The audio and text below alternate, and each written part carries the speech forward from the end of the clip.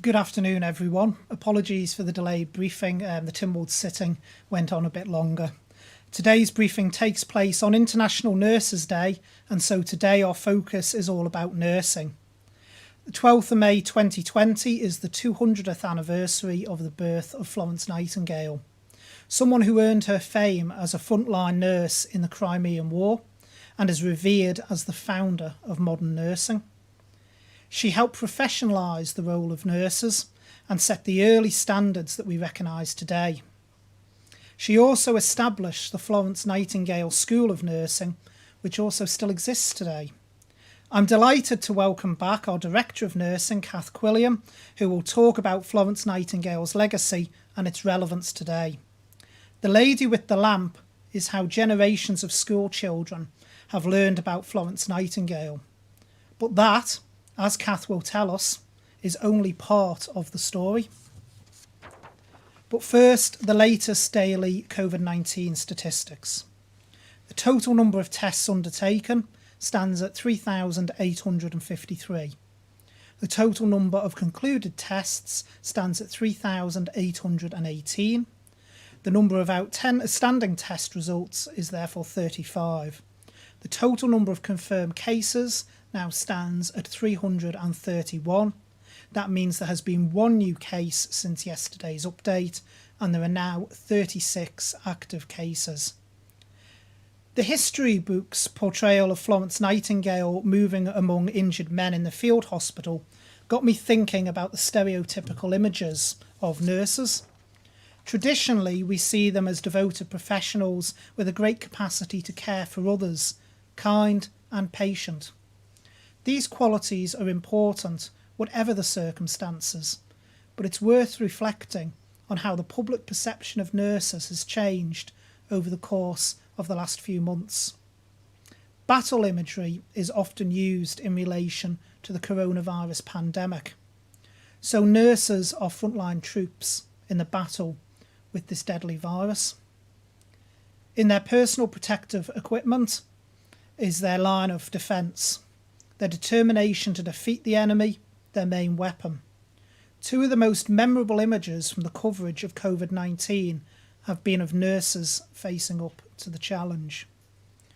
One is a widely published photograph of a nurse who'd just removed her visor, mask and goggles after a long shift in ICU. Her face is marked by indentations from the PPE. Her skin is hot, sore and red. Her eyes tell of the pressure of nursing seriously sick patients.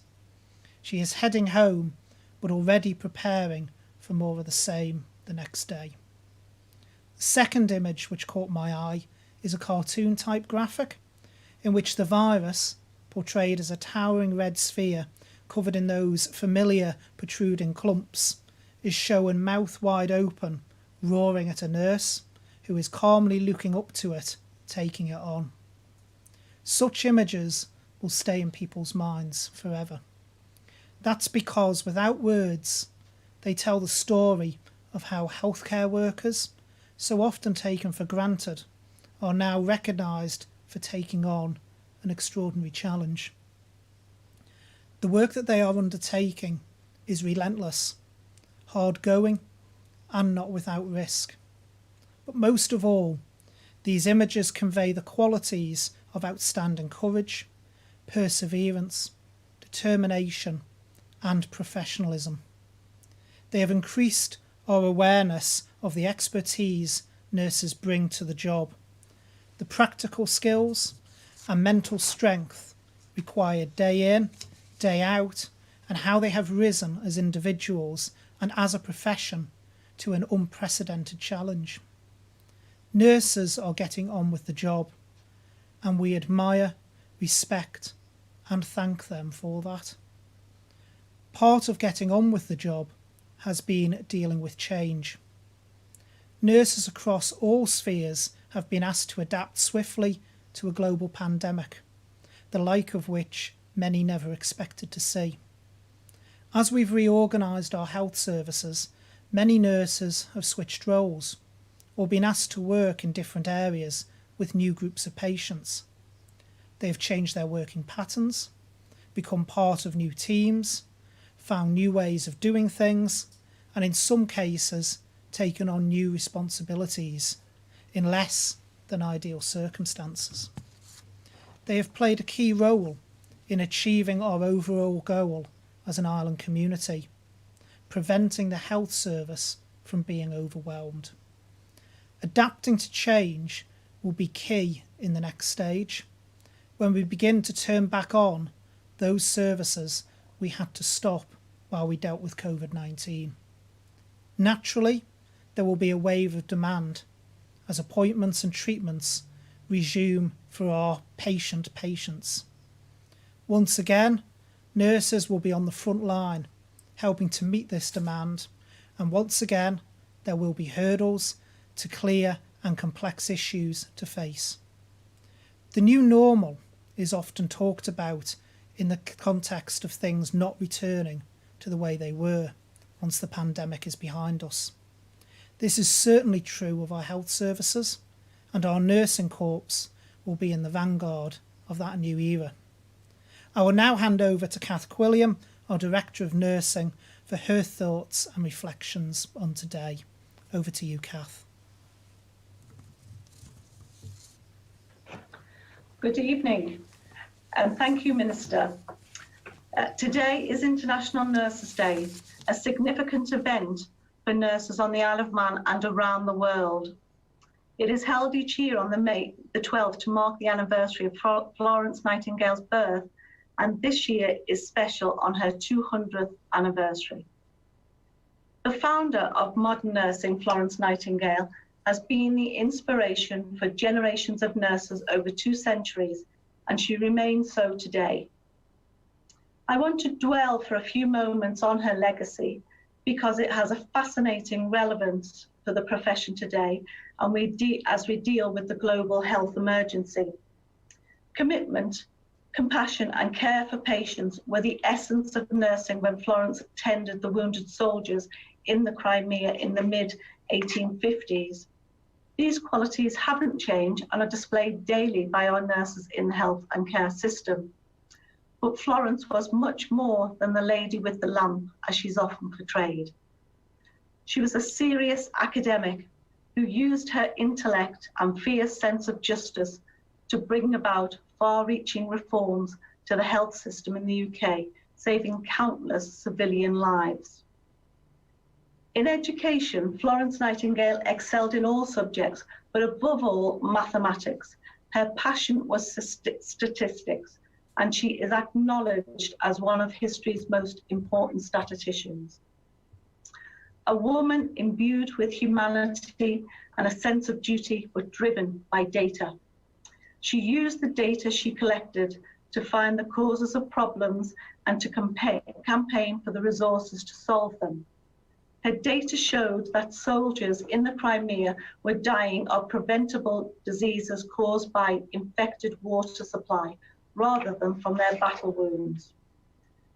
She pulled no punches in presenting her findings to politicians. A data-led approach drove her ideas for social reforms and the development of modern nursing. Improved living standards, better sanitation, the restructuring of Army medical services and the redesign of hospital buildings are all part of Florence's legacy. This didn't happen by accident. It was the result of data collection and analysis. She produced graphs, curves, and charts to make her case and a call for change. In the 21st century, nurses on the front line of our fight against COVID-19 are rightly praised and thanked for their dedication and compassion. But our response to the virus in areas from social distancing to testing regimes and the use of PPE are driven by science and hard data. Caring impulses and clear hard data are two sides of the same coin, and they are a winning formula. Our modelling of different infection spread scenarios, reorganisation of the hospital and health and social care services, staffing, supply lines and logistical plans are all data-driven, evidence-based and based on best practice. So on International Nurses Day, let's remember Florence Nightingale for her compassion and for her rigorous and unsentimental approach. Let's recognise the profound influence this approach has had on health services today, an approach which is serving us well indeed in this current challenge. Like Florence Nightingale, our nurses are highly skilled, multifaceted professionals, and the first global year of the nurse and midwife was designated by World Health Organization to recognise that. Its aim was to celebrate the advancement of the professions and to reflect on the skills, commitment, and clinical care nurses bring to positively impact on the citizens around the world. It was hoped the year would raise the profile of nursing and midwifery, increasing levels of interdependence in many spheres of nursing, and highlight the diversity of the roles, especially to young people considering future career options. This, we hoped, would encourage recruitment and retention across all areas of nursing and midwifery. Nurses and midwives make up the largest number of health and social care workers. It was to be their year in the spotlight, a chance to showcase talents and expertise and a morale boost. We have done all this and more. Not in the way we intended, of course. A calendar of events carefully put together by a group of dedicated nurses and midwives who believe passionately in the cause have all but been abandoned. Our plans did include conferences, workshops, school and college visits, a family fun day, a TT-themed competition, an awards ceremony, and a nurses' lamplight walk. Most, but not all of these, have been postponed. Some we hope that can still happen later in the year, but we do not look back. There could be no great sense of disappointment among nurses and midwives. We are focused in our role, responding to the coronavirus pandemic, which is likely to be the greatest challenge of most nurses' careers. It's an experience we are learning from now and will draw on for many years to come. There are positives, and we should recognise them, whilst mourning the tragic loss of life from COVID-19. A huge, unexpected, and frightening challenge arose, and we stepped up to meet it. Obstacles have been overcome with determination and focus. We have discovered deep reserves of patience, courage, resourcefulness, and team working, which we will not let go. We have learned to work in different ways to meet pressing needs. The adaptability and flexibility of colleagues has been simply outstanding. Finding out we can do things we never thought possible is an affirming lesson in life and is one of the clearest wins in a period which threatened to bring overwhelming loss. The restrictions have challenged us all at home and work, but there is a lasting satisfaction in getting on with the job and weathering the storm. That challenge makes us stronger as individuals, as a profession, and as a community. The experience has sometimes been draining, but it has also been uplifting. There have been moments of anguish, stress, frustration, but also feelings of relief, accomplishment, and even joy. The clapping for healthcare workers and key workers by the public on Thursday evening is a welcome act of recognition. It feels personal to many of us, makes us proud of each other, and perhaps more than anything else, binds us together with an invisible glue. Cohesion across the professions was a key aim of our special year, and this is one of our many achievements. But while taking heart from clapping, nurses and midwives don't want to be seen either as angels or heroes. They are professionals doing the job they trained to be, albeit in unprecedented circumstances, at pace and under pressure. Some have made great sacrifices, living in hospital accommodation away from their families to protect loved ones and their patients. The desire to help our fellow human beings to make a real difference to other people is what attracted us to the profession. While such motivations can fluctuate over time, this desire to help others has been brought back into sharp focus. Our roles and the incalculable value of our health service are crystal clear to all. We will continue doing whatever is required to beat the virus and help keep our community safe, because that is what we do. I am grateful for the opportunity to thank and salute all nurses and midwives across the spectrum of the professions. We may not have celebrated as planned, but we have paused to reflect on our roles and our contribution to meeting the global health emergency. We have showcased what we do in unique and unforgettable circumstances.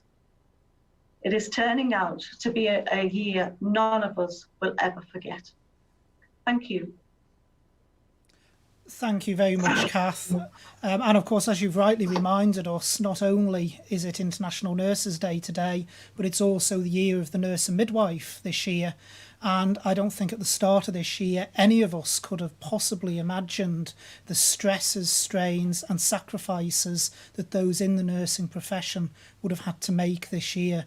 As you mentioned, they've got families as well that they worry about themselves as well as their jobs. So I just want to echo everything you've said and say an absolutely massive thank you to all of our staff across health and social care, whatever their role may be, but in particular the nurses who really are our front line, both defence and offensive against this virus. Thank you so much for everything that you are doing and will continue to do. We'll turn now to questions from the media, and first up I have Sam from Isle of Man Newspapers. Good evening, Mr. I was wondering if we could start with, as we're talking about nurses, just as the health community starts to reopen again in terms of elective surgery and that sort of matters, how are things going to be integrated to move away from what is the current setup into that in terms of releasing nurses and doctors into other roles within the healthcare system again? Well, I'll bring Kath in for anything she might want to say in a minute, but basically, being frank, it's going to be a balancing act. We've got to bring services online steadily. I think, as I've mentioned before, we can't go from having a service shut to suddenly having that service fully operational again. The staff that we've been using in the fight against COVID-19 are the same staff we need to run those services. So it is about getting a balance. And I know I always sound probably far too cautious for many people. That's one of the reasons I am, because we've got to start transferring staff across, but it's got to be done in a safe and managed way, because both patient safety and the well-being of the staff themselves is absolutely essential in doing that. But I'll bring Kath in case there's anything she would like to add. Thank you, Minister. Yes, just want to echo what you've said. It is absolutely really important to begin to get our services back online, and we are planning that. Our management team are talking about that 3 times a week. We're mapping out our plans, but we will always have those competing priorities because COVID has got to become part of our business as usual. But yes, the message from me is that it is really important that we do begin to get services back online for those patients who require that care. And I think the other thing I'd add as well, Sam, just before you move to your second question, is of course with health and social care, services don't operate in isolation either. Many of the services we've turned off are also dependent on other services. So as we bring those services back in, we've got to not just think about that particular service, but any other of the wider services that service relies on to ensure that the impact there is manageable as well. And your second question, Sam? Yes, this afternoon the Chief Minister was asked about Abbotswood, and he referred to an independent party investigating, but then he referred to investigations as opposed to a single one. Will the department be undertaking its own investigations into the events at Abbotswood, and how much of that will be possible to be made public in the long term? There is an independent investigation under the Registration and Inspections Act. I'll clarify why the Chief Minister referred to investigations in a moment. That is where an independent party has been appointed to conduct that investigation, because obviously DHSC has now had involvement in the home.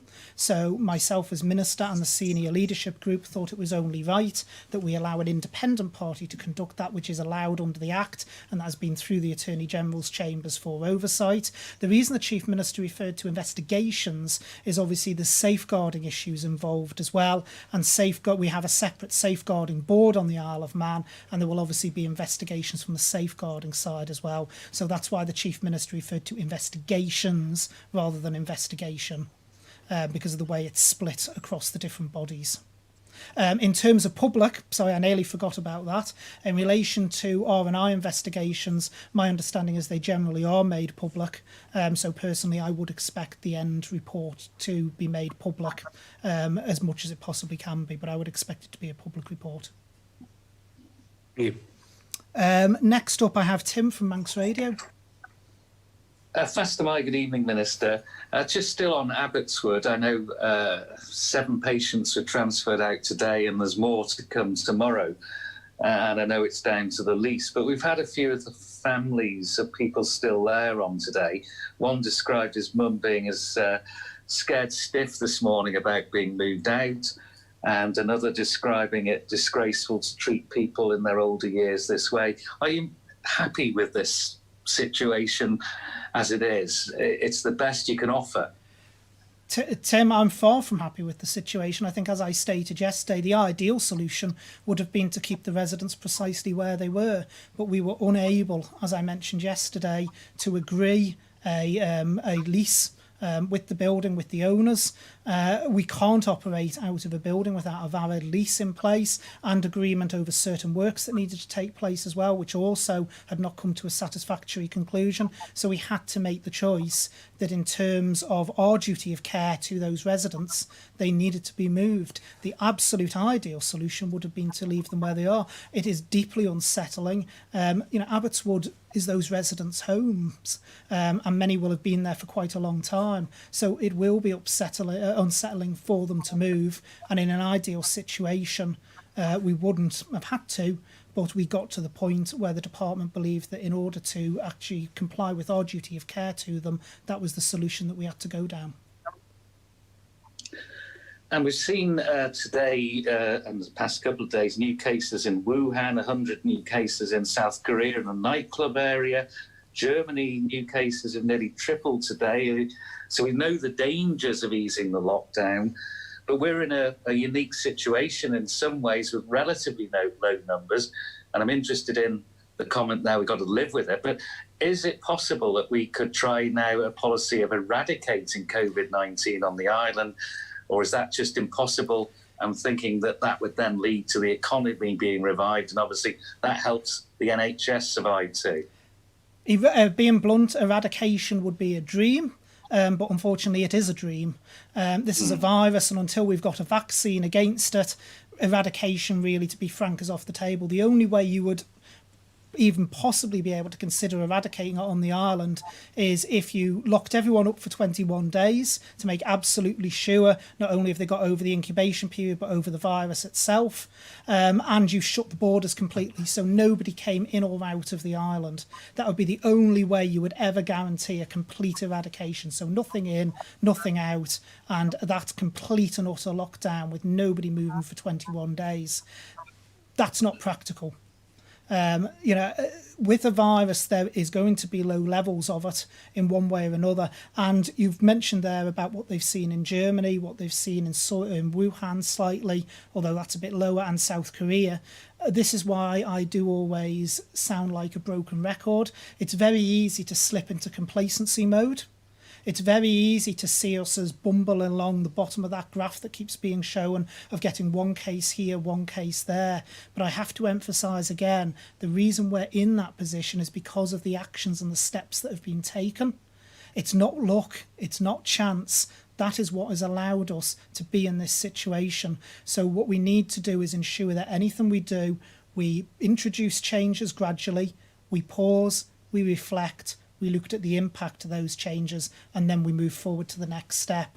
And I know that's frustrating, and some people feel we're not moving fast enough, but it is the only way we can ensure that we don't end up in the situation of a second wave. Tim? And can I just say chapeau to all the nurses as well on this day? Most definitely. And next I've got Rob at 3FM. Good evening, Minister. Both my questions are for Kath, please. Certainly. First one, Rob, for Kath. Hi, Kath. First off, once again, from all of us at 3FM, a massive thank you to yourself and all our island nurses for the extraordinary work that they're doing at this time. First off, as the Minister has said, this is a relentless situation. I can only imagine how physically and mentally exhausting it must be for all nursing staff at this time.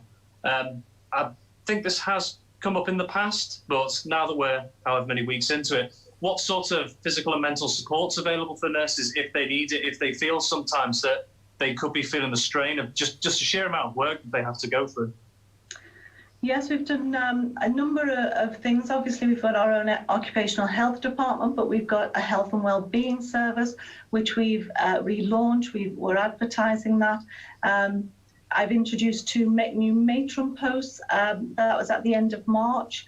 And the matrons are doing a lot of work on a daily basis, literally going around the hospital in particular, speaking to nurses, making sure that they're, getting refreshments and food. We've also made sure that they've got rest and comfort rooms in each area. So all sorts of different things, but we're very well aware that, the welfare of our staff is paramount. We've also just, initially we did put an embargo on all annual leave, but we've actually just last week said people can begin to take some annual leave if they want to take some rest. So yeah, it's one of our priorities, absolutely. Thank you very much. My second question, you mentioned when you spoke before a little bit about education. Given the amount of unique and unprecedented circumstances that nurses are facing with the likes of redeployments and different procedures, how do you think this will affect the way nurses are trained on Ireland in the future?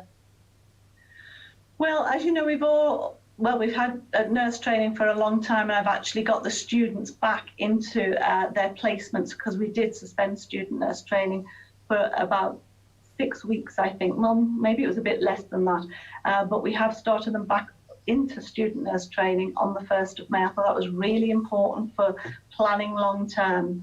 I have to say we've got excellent education facilities on the island, and what this has shown us is that some of our practitioners are absolutely excellent teachers in their specialist area, and we do need to harness that going forward. So I do think it's going to make educating our staff much easier. Thank you very much. Excellent. And next up, I've got Simon at Business 365 magazine. Good evening, Minister. If I could put my first question to you, please. Dealing with the crisis full on has certainly been difficult and is one thing, but unravelling from it is going to be another. This is going to be obviously a very difficult time for government, as it's proving already in the UK.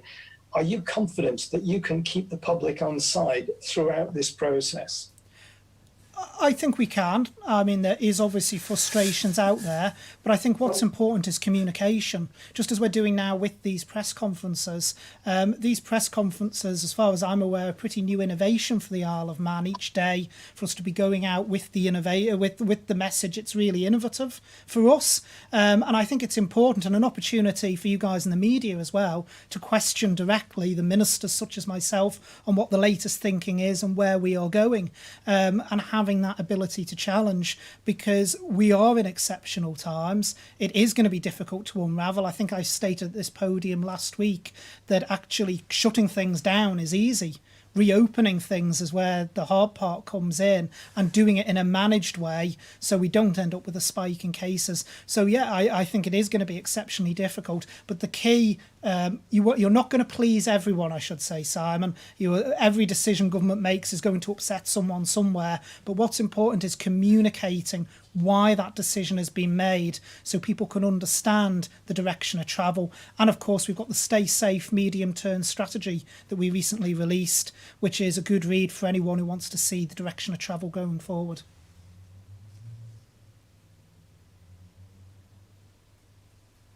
To Abbotswood, what is the future for it as a nursing home? Is there a possibility sometime in the future it could have its license renewed and be back on stream, or is this the end of the road, really? So I can't speculate on that, Simon. There's investigations ongoing.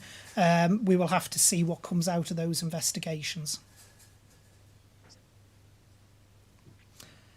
Okay, thank you very much. Okay, next up I've got Paul from MTTV. Good afternoon, or good evening, I should say, Paul. Good evening, Minister. You obviously have a very busy day there in Tynwald. This morning I was down at Abbotswood watching the first patients, residents as they'd like to be called, being moved, and I was struck by the dedication of the staff who were generally moved to tears, I think, some cases, as they saw what they saw as almost their friends being taken away, and they felt really, down on the whole thing.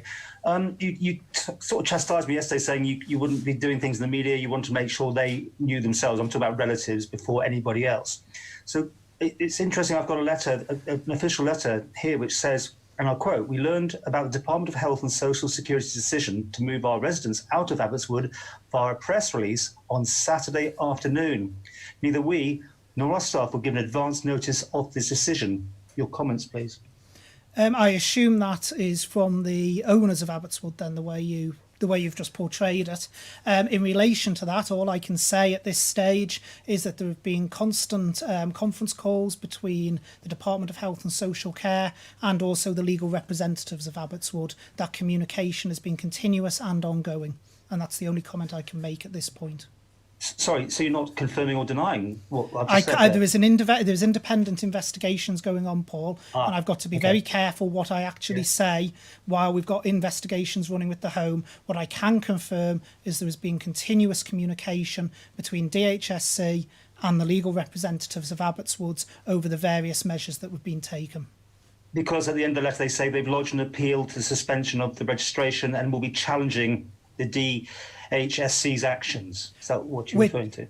No, which is they're perfectly entitled to do. That provision is there in the legislation that if a licence is suspended, people quite rightly can challenge that suspension, and they are perfectly entitled legally to do so.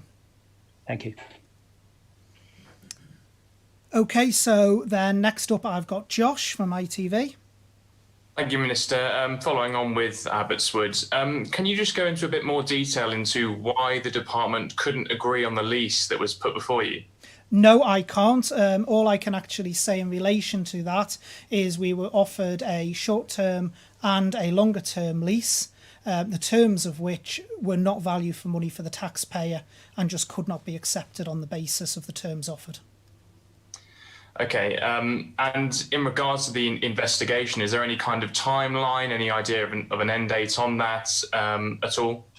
Investigations have only just been started. What is important with any of these processes is not rushing to an end date, but ensuring it is done meticulously and in line with the legislation, and that is exactly what will be happening. We've appointed an independent party from the R&I side of it, and there's safeguarding investigations to be done as well, which is why the Chief Minister referred to investigations. They will be completed in due course once it's been conducted correctly. It's more important to have the investigations done properly and fairly than it is to rush to an arbitrary timeline. Okay, thank you. Okay, and then last up I've got Chris Cave from Energy. You've waited very patiently, Chris.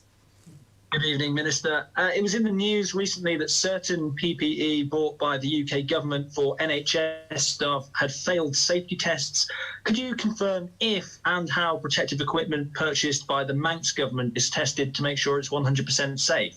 Well, we undertake the same testing as the UK does. Most of the testing is referred to normally as fit testing. I'll let Kath come in if she wants to add to that in a moment.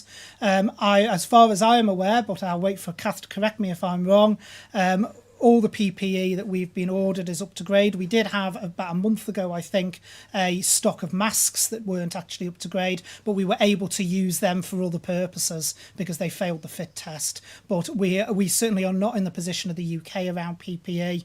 As I think I've explained at this podium before, we have been sourcing from all over the world in order of our preparations, and we have ample supplies of what we require. But I'll bring Kath in.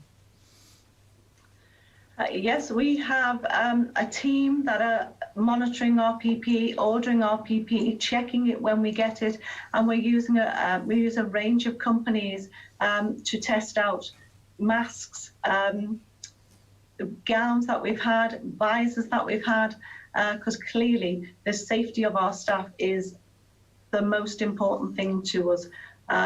So we have used a range of companies to test various items to make sure that they comply. Thank you. And sticking with you, Kath, if I may, it feels to many as if we are beginning to get back to normality, obviously only very gradually at the moment, and we still have a long way to go. But it does appear the virus is somewhat under control here. How well equipped are we, were we to face a second wave of COVID-19 here? And will you be advising the government in any way to ensure that we are best prepared? Yes. There is always that chance. If we, as the public, if our community don't comply with what the government have already asked, then we are at risk, as other countries, of having that second wave. But what we will do is we will monitor that in terms of the number of cases. And of course, we will be advising Minister, Chief Minister, of what we need to do in terms of securing, again, going back into some type of further lockdown. But we are prepared, health services, but of course there is a threshold at which we cannot go above. And that's why over the next few months we're constantly going to be dealing with competing priorities. And it goes back to what I said before, Chris, about a balancing act, that as we turn on all the services, not only have we got to make sure that those services are able to operate, but also that it doesn't damage any COVID-19 response that we still need to keep in place. Our biggest danger at the moment is complacency. I would say that is one of our biggest enemies, and it's important we don't get complacent. I'll take a couple of extra questions. One, Tim firstly, and then Paul, and then Rob. Thank you, Minister. You say communication is key, but what's happening in Tynwald at the moment? Because some members are furious that they see a lack of opportunity to scrutinise the Council of Ministers at the moment. And we've had miscommunications about the promenade scheme, senior race day move, and measures and changes announced at this briefing rather than in Tynwald. What's the point of Tynwald at the moment? Well, actually, Tim, if you look at it, the issue there's been, if anything, is the fact how things are fast moving. The Chief Minister and the Treasury Minister have both already covered off about the bank holiday. I spoke about it last Friday. In relation to that, we had to get it onto the Tynwald order paper ready for the June sitting, but unfortunately for the May sitting, because the bank holiday is before the next regular sitting at Tynwald. Unfortunately, we hadn't agreed the date by then. But the key thing is, in a pandemic, unfortunately, the ordinary processes don't work because things are moving fast. So, for instance, if you look at regulations, the regulations are done under the Emergency Powers Act. That's not something where you can just pause it and the regulations then get a good period of scrutiny before they come before Tynwald, because the Act states that the regulations have to be laid before Tynwald within 7 days or they lapse. So it does mean that the scrutiny period has been reduced. And one of the things I would like to put on record is actually the hard work and dedication of my Tynwald colleagues, who have been doing things where they would have a good period of scrutiny in a lot shorter period of time. So there has been engagement with Tynwald members over a lot of things. There's Tynwald presentations and briefings, which have been referred to when people have spoken. I myself and the Chief Executive of the department, Catherine, we do a weekly update briefing on a Thursday to Tynwald members. So there is conversations, there is discussions, and I know the feedback I've had is members find those briefings exceptionally helpful. I'll bring you back in, Tim, for your questions since we're on you anyway. Yeah, well, we know that the state of emergency runs out, I think, on Friday, the 15th of May. What's the situation there? Are we going to continue with it, or will that now lapse? And the powers, I know, can still apply for another 6 months. Well, first of all, the powers can apply for another 6 months if Tynwald approves them to continue. I need to be very clear on that. It's not a case of they just automatically continue. Under the Act, if they're not actually confirmed by Tynwald, they fall away. Personally, obviously, a couple of days to go yet, but I would expect that the state of emergency will need to remain in place for at least one more period. While we get everything ready, because the other thing about preparation is we've got to prepare for what comes after the state of emergency. So particularly, as you say, which regulations remain in place, which regulations fall away, what that impact is. It's not a quick job. And unless someone knows something I don't, I would expect that we may have to do at least one more period under the emergency. Okay, Thank Paul, you. next.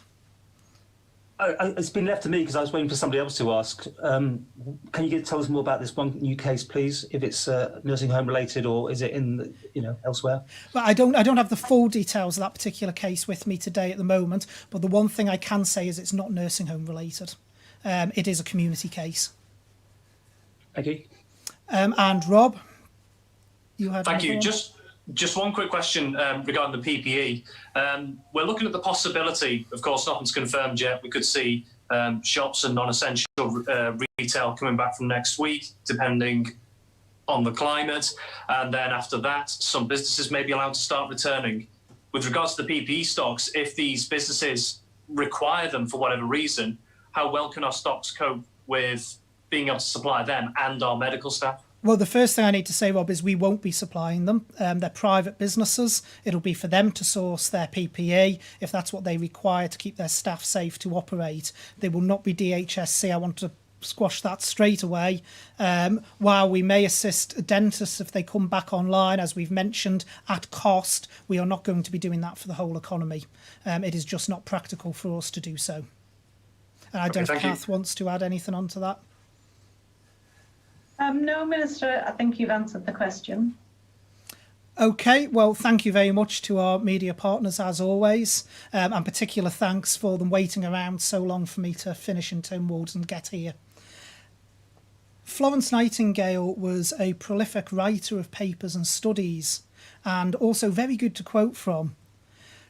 So, although scientifically driven, she saw nursing as an art, and she said, "And if it is to be made an art, it requires an exclusive devotion, as hard a preparation as any painter's or sculptor's work." That, I think, captures what nursing today requires: careful study, technical skill, meticulous attention to detail, devoted practice, consideration for others, and an absolute dedication to the job. Thank you to all of our nursing colleagues in the island. I hope you have enjoyed reflecting on your profession and continue to feel supported by the Manx public. Happy International Nurses Day, and also, of course, Happy Year of the Nurse as well. Now on to today's shout-outs. Firstly, Tanya Linden, a manager in acute mental health, has been nominated by her team. She has worked with relentless positivity since the pandemic began and has been ensuring people who are mentally ill continue to receive the best care. Alongside this, she is also caring for the welfare of staff and boosting morale. Her fairness, integrity and enthusiasm has been remarkable. So thank you, Tanya, for all that you've been doing and everything that you continue to do. Secondly, the residents of Farrants Park, Castletown, they held a VE Day social distancing street party and have raised £300 for the Isle of Man NHS. So thank you to all the residents. Finally, I have also been asked by several people to give a shout out to the patient transfer and air ambulance service teams that have been doing all that they can at these difficult times. Several people have been in touch with me to praise the work they have been undertaking to facilitate people still being transferred across for treatment and ensuring that they get back safely as well. So thank you very much to the teams in patient transfer and air ambulance service who continue to look after our travelling patients. So that's it for today. But in closing, again, happy International Nurses Day. And remember, stay at home where you can and stay safe. Thank you very much. Today is International Nurses Day on the Isle of Man. And we want to say a big thank you to all our island nurses and carers.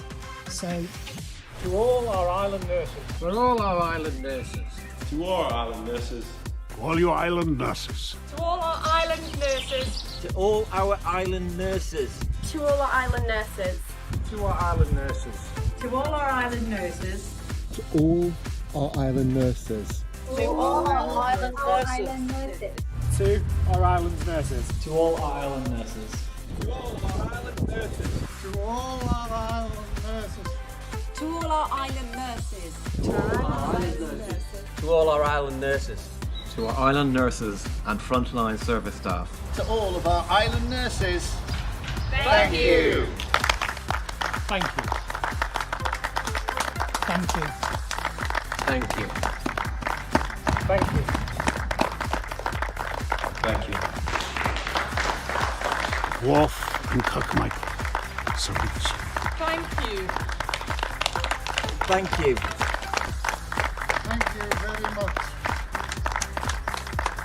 Thank you. Thank you. Thank you. Thank you. Thank you. Thank you. Thank you. Thank you. Thank you to our nurses and our carers. Thank you so much. Thank you.